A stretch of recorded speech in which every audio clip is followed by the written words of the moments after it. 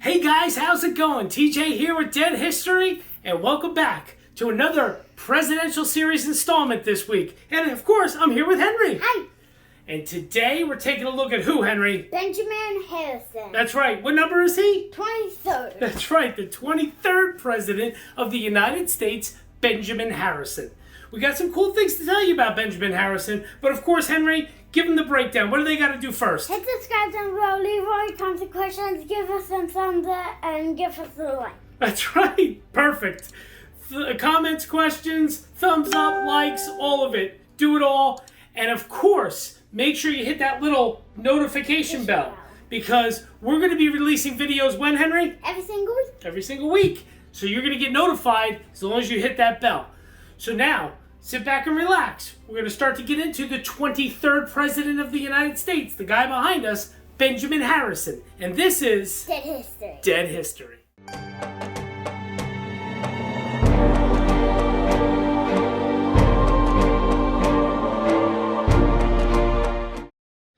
Hey guys, welcome back.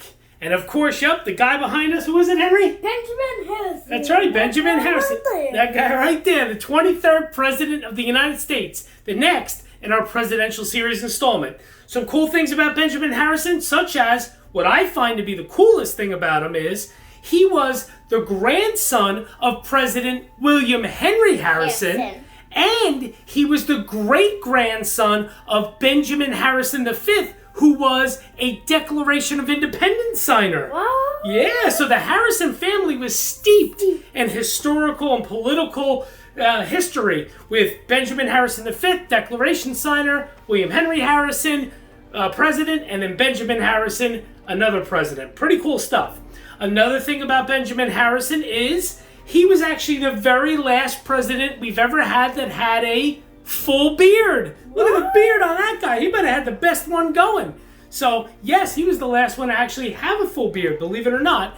And, unfortunately, Benjamin Harrison does hold the distinction of being the only man to ever lose an election to a former president. Yes, of course, Grover Cleveland was the 22nd president. Benjamin Harrison beat Grover Cleveland when he ran for re-election to become the 23rd president. But then when Benjamin Harrison ran for re-election, Grover Cleveland won again and became the 24th. So he's the only man that's ever happened to, Benjamin Harrison. So we're going to get into all this stuff, plus some other fascinating stuff. Of course, his death, his gravesite, all those good things.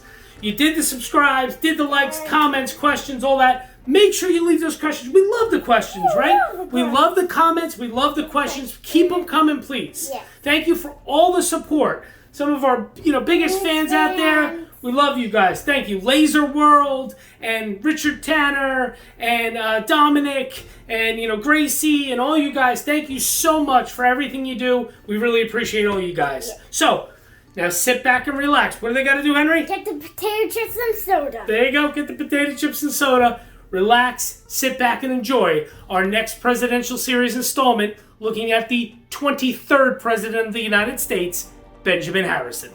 Enjoy. Hey guys, welcome. TJ here with Dead History, and I am here with Henry. Hi. And we are coming to you with our next presidential series installment, taking a look at the 23rd President of the United States. Who is that, Henry? Benjamin Harrison, the 23rd president. No. Yeah. 23rd president. Yeah, you got it. Good job. Benjamin Harrison, 23rd President. All right, we're going to jump right in here. Of course, part one, like we always do. Just going to take a look at the, the youth, the birthplace, that sort of thing of Benjamin Harrison. And then we'll kind of go from there. Part two will be more about presidency in later life. So, Benjamin Harrison, he was actually born on August 20th of 1833. He was born in North Bend, Ohio. He was the second child of Elizabeth Ramsey Irwin and John Scott Harrison's 10 children. So they had 10 children, and Benjamin Harrison was the second born. His paternal ancestors were in the Harrison family of Virginia, whose immigrant ancestor Benjamin Harrison arrived in Jamestown, Virginia, circa 1630 from England. Harrison was one of entirely English ancestry, all his ancestors having emigrated to America during the early colonial period. So pretty cool stuff. Harrison was a grandson of U.S. President William Henry Harrison and a great-grandson of Benjamin Harrison V, a Virginia planter who signed the Declaration of Independence and succeeded Thomas Nelson Jr. as governor of Virginia. Pretty interesting stuff. Pretty cool stuff there. I always thought that was really fascinating. I don't know. I thought it was fascinating, at least. The Harrison family is really steeped in a lot of history. You know, I am showing you, you probably see on the screen, a plaque. It's a roadside marker of where Benjamin Harrison's, the house was that he was born at. That house no longer stands. There's just this roadside marker. I did not actually visit this marker. This is a stock photo that I found online.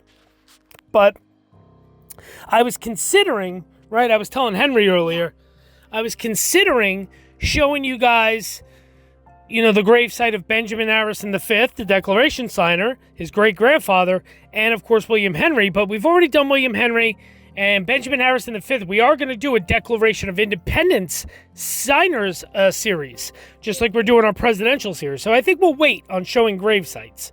Benjamin Harrison, he was only 7 years old when his grandfather was elected U.S. president, but he did not attend the inauguration. His family was distinguished, but his parents were not wealthy. John Scott Harrison, a two-term U.S. congressman from Ohio, spent much of his farm income on his children's education. Despite the family's modest resources, Benjamin Harrison's boyhood was enjoyable. Much of it spent outdoors fishing or hunting. So, pretty cool thing. Real quick, Henry, I have a question for you. What? Tell the people, how old are you? 7. 7 years old. Guess what? That's the same age that Benjamin Harrison was when his grandfather, William Henry Harrison, became president. Isn't that pretty cool? Right? What? Yeah, imagine having your grandfather be president right now. Pretty crazy, right? All right, so here we go. Continuing on. Benjamin Harrison's early schooling took place in a log cabin near his home, but his parents later arranged for a tutor to help him with college preparatory studies. 14-year-old Benjamin Harrison and his older brother IRWIN enrolled in Farmers College near Cincinnati, Ohio in 1847. He attended the college for 2 years, and while there, he met his future wife, Caroline Carrie Lavinia Scott, a daughter of John Witherspoon Scott, the school's science professor who was also a Presbyterian minister. So, pretty interesting stuff there. Benjamin Harrison, he then actually transferred to Miami University in Oxford, Ohio, in 1850 and graduated in 1852. He joined the Phi Delta Theta fraternity, which he used as a network for much of his life. He was also a member of Delta Chi, a law fraternity that permitted dual membership. Classmates included John Alexander Anderson, who became a 6-term U.S. congressman, and Whitelaw Reid, Harrison's vice presidential running mate in 1892.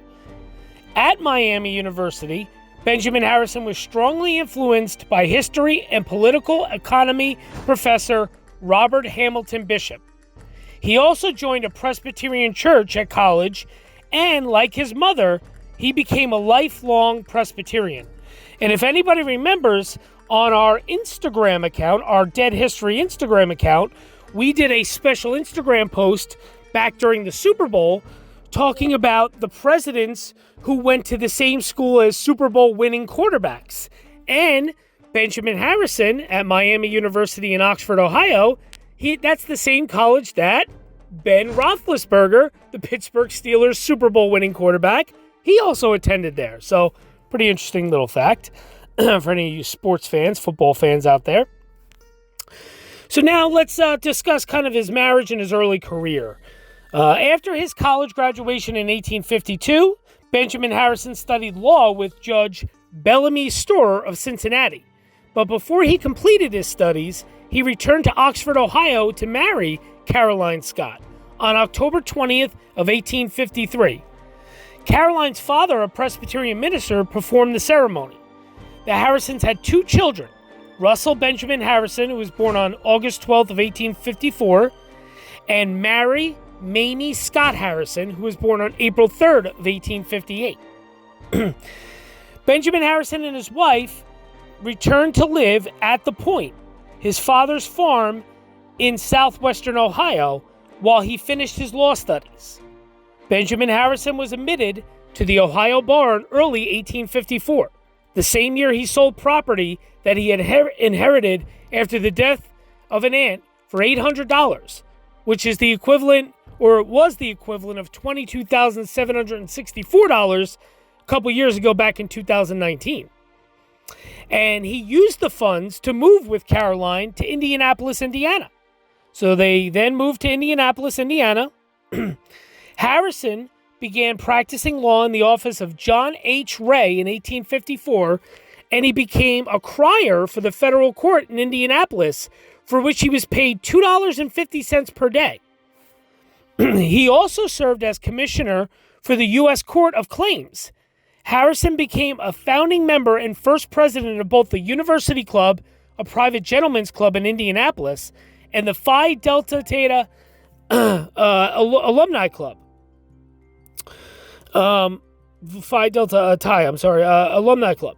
Harrison and his wife became members and assumed leadership positions at Indianapolis's First Presbyterian Church. Having grown up in a Whig Party household, Benjamin Harrison initially favored that party's politics, but he joined the Republican Party shortly after its formation in 1856, and he campaigned on behalf of Republican presidential candidate John C. Fremont. In 1857, Harrison was elected Indianapolis City Attorney, a position that paid an annual salary of $400, which would have been the equivalent to $10,976 back in 2019, a couple years ago. In 1858, Benjamin Harrison entered into a law partnership with William Wallace to form the law office of Wallace and Harrison. In 1860, he was elected reporter of the Indiana Supreme Court. Harrison was an active supporter of the Republican Party's platform and served as Republican State Committee Secretary.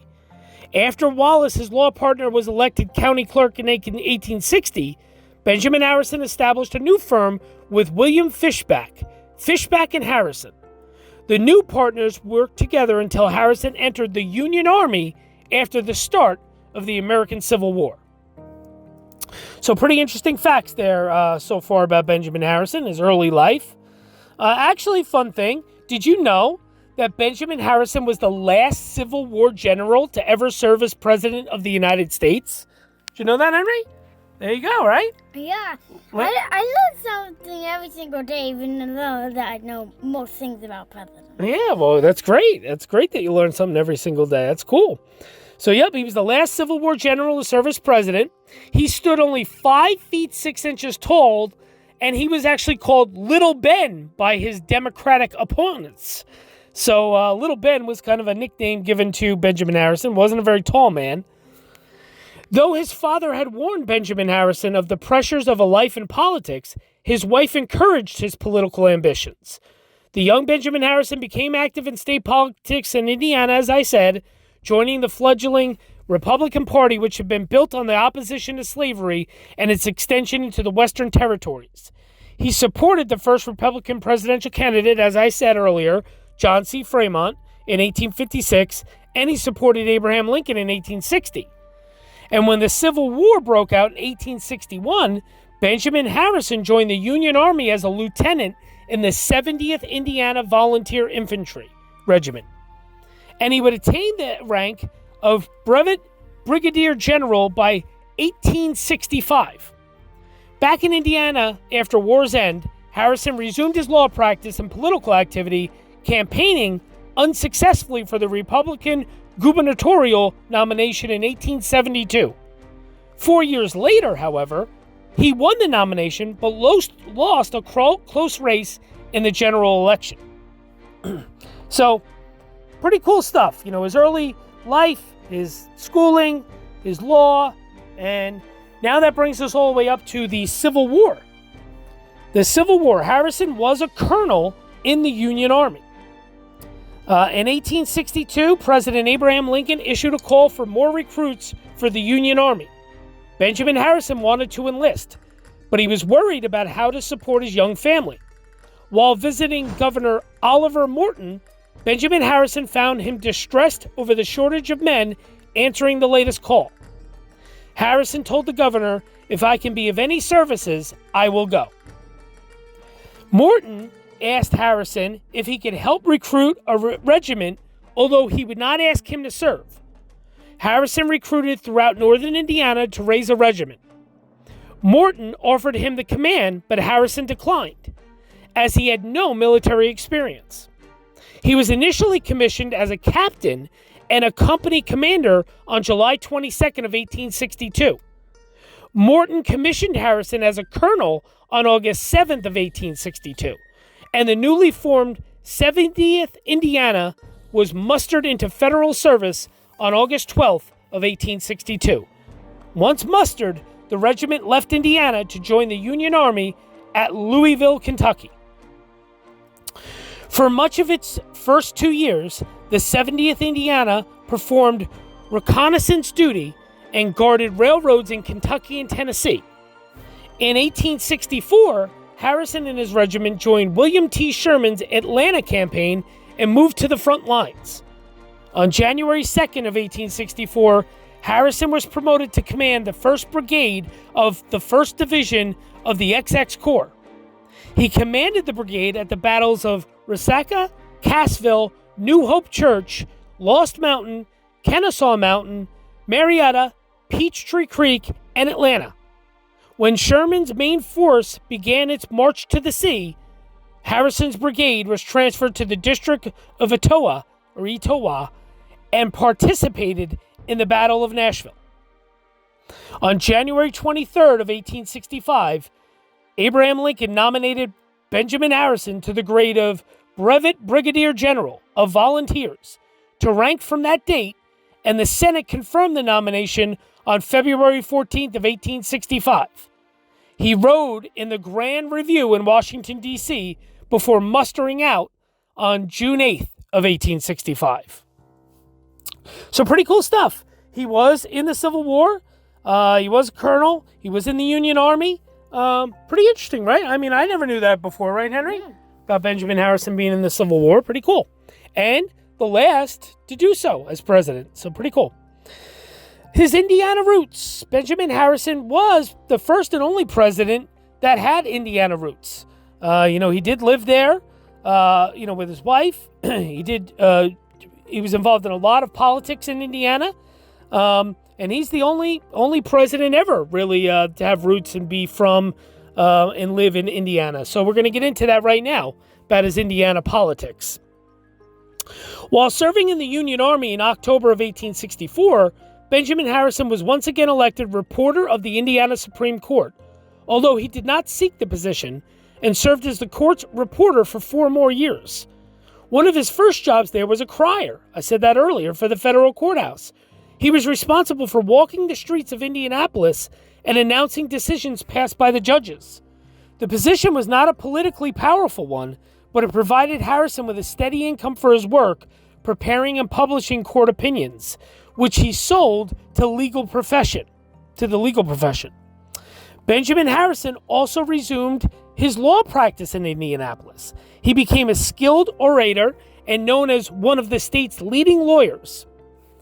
In 1869, President Ulysses S. Grant appointed Harrison to represent the federal government in a civil suit filed by Lambden P. Milligan, whose controversial wartime conviction for treason in 1864 led to the landmark U.S. Supreme Court case Ex parte Milligan.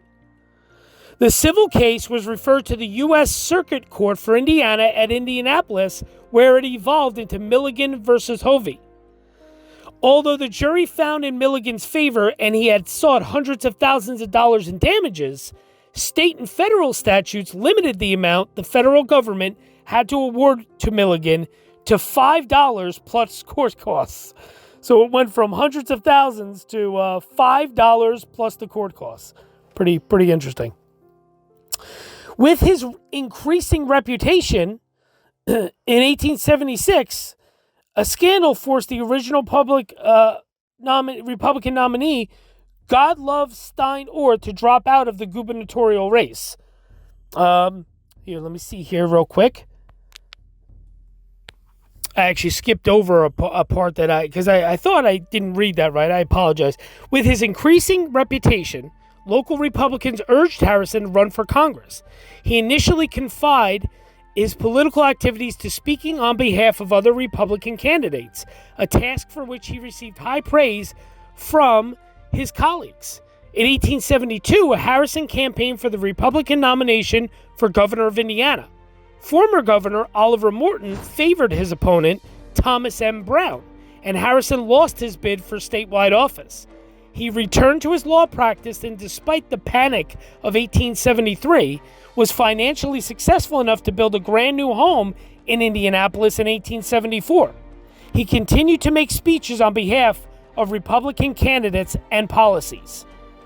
Now, in 1876, when a scandal forced the original Republican nominee, Godlove Stein Orth, to drop out of the gubernatorial race, Harrison accepted the party's invitation to take his place on the ticket. Harrison centered his campaign on economic policy and favored deflating the national currency. He was defeated in a plurality by James D. Williams, losing by 5,084 votes out of 434,457 cast. So then he lost by a short margin, 5,000 or so votes. But Benjamin Harrison built on his new prominence in state politics. When the Great Railroad Strike of 1877 reached Indianapolis, he gathered a citizen militia to make a show of support for owners and management, and he helped to mediate an agreement between the workers and management and to prevent the strike from widening. When United States Senator Morton died in 1878, the Republicans nominated Harrison to run for the seat, but the party failed to gain a majority in the state legislature, which at that time elected senators. The Democratic majority elected Daniel W. Voorhees instead. In 1879, President Rutherford B. Hayes appointed Benjamin Harrison to the Mississippi River Commission, which worked to develop internal improvements on the river. As a delegate to the 1880 Republican National Convention the following year, he was instrumental in breaking a deadlock on candidates, and James A. Garfield won the nomination. So, pretty interesting stuff there. So, U.S. Senator from Indiana. Harrison's luck finally began to change in 1880 when, after chairing the Indiana delegation to the Republican National Convention, I just said this, he was again nominated for the U.S. Senate, and he finally managed to secure the seat, at this time prior to the 1913 passage of the 17th Amendment. U.S. senators from each state were chosen by the state legislature rather than the popular vote. Harrison was also offered a position in the cabinet of newly elected Republican President James A. Garfield, but he opted to take his seat in Senate instead. After Harrison led Indiana's Republican delegation, as I just said, he was considered the state's presumptive candidate for the U.S. Senate. He gave speeches in favor of Garfield in Indiana and New York, further raising his profile in the party. When the Republicans did retake the majority in the state legislature, Harrison's election to a 6-year term in the U.S. Senate was threatened by Judge Walter Q. Gresham, his intra-party rival. But Harrison was ultimately chosen. After Garfield's election as president in 1880, I told you his administration offered Harrison a cabinet position, but Harrison declined in favor of continuing his service in the U.S. Senate. Harrison served in the Senate from March 4th of 1881 to March 3rd of 1887, and he chaired the U.S. Senate Committee on Transportation Routes to the Seaboard, 47th Congress, and the U.S. Senate Committee on Territories, the 48th and 49th Congresses. In 1881, the major issue confronting Senator Harrison was the budget surplus. Democrats wanted to reduce the tariff and limit the amount of money that the government took in. Republicans instead wanted to spend the money on internal improvements and pensions for Civil War veterans. Harrison took his party side and advocated for generous pensions for veterans and their widows. He also unsuccessfully supported aid for the education of Southerners, especially children of the freedmen. He believed that education was necessary to help the black population rise to political and economic equality with whites. Harrison opposed the Chinese Exclusion Act of 1882, which his party supported, because he thought it violated existing treaties with China. And in 1884, Harrison and Gresham competed for influence at the 1884 Republican National Convention. The delegation ended up supporting James G. Blaine, the eventual nominee. In the Senate, Harrison achieved passage of his dependent pension bill, only to see it vetoed by President Grover Cleveland. His efforts to further the admission of new Western states were stymied by Democrats, who feared that the new states would elect Republicans to Congress. So interesting stuff. I mean, this is really kind of interesting about Harrison and his, Senate life and his life in Indiana politics. In 1885, the Democrats redistricted the Indiana state legislature, which resulted in an increased Democratic majority in 1886, despite an overall Republican majority statewide. In 1887, largely as a result of the Democratic gerrymandering of Indiana's legislative districts, Benjamin Harrison was defeated in his bid for re-election. Following a deadlock in the state Senate, the state legislature eventually chose Democrat David Turpie as Harrison's successor in the Senate. Harrison then returned to Indianapolis and resumed his law practice, but he stayed active in state and national politics. He, in his early years, Harrison really was known for speaking, up for other Republicans. Like I said, gave a lot of speeches, gave a lot of different things where he would be at conventions and really just going out there on the campaign trail and campaigning for other Republicans. So pretty cool stuff. So that kind of leads us all the way up to Benjamin Harrison, his early life, his childhood, right? His crazy family tree, right, Henry? Right? I mean, that's amazing. And then, of course, his early life with his college and then Indiana politics and all that stuff he did, leading all the way up to his presidency, which we'll get into in part 2 tomorrow. So, stay tuned for that. Thank you, as always, for all the support, right, Henry? Yes, thank you for the support. Yeah, thank you so much. We really appreciate it.